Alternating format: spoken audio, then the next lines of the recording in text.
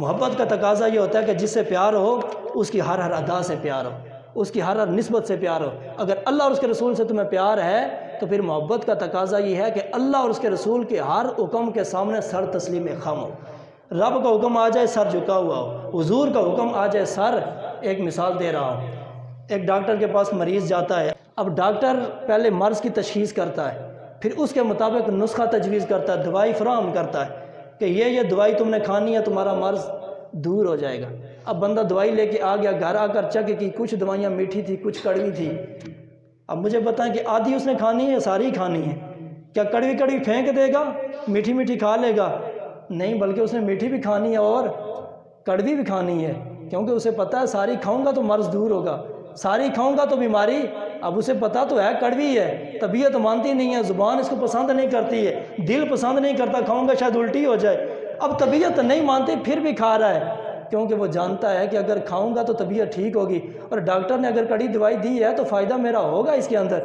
ظاہر ہے ڈاکٹر ہمارے نقصان کے لیے تو کوئی چیز نہیں دیتا، اسی لیے دیتا ہے کہ تاکہ مریض کو کوئی فائدہ ہو۔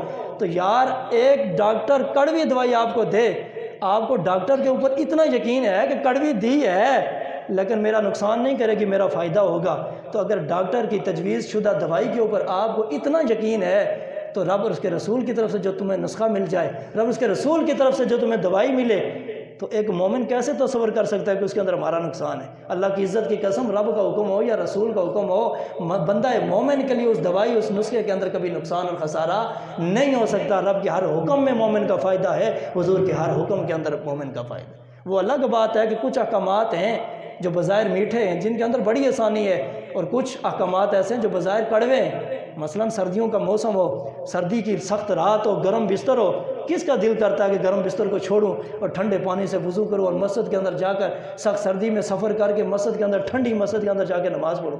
اب مسئلہ تو بڑا مشکل ہے، دوائی تو بڑی کڑوی ہے، لیکن مومن کو یہ بھی تو پتہ ہے نا کہ اس کے اندر فائدہ میرا ہی ہے، نقصان میرا کوئی نہیں، میرا فائدہ ہی ہے۔ اب گرمیوں کا موسم ہو، 12-14 گھنٹے کا دن ہو، رب فرمائے کہ روزہ رکھنا ہے، بھوکا اور پیاسا رہنا ہے، بظاہر دوائی تو کڑوی ہے، مشکل کام ہے، لیکن مومن کو اتنا تو پتہ ہے نا کہ فائدہ میرا ہی ہے، نقصان کوئی بھی۔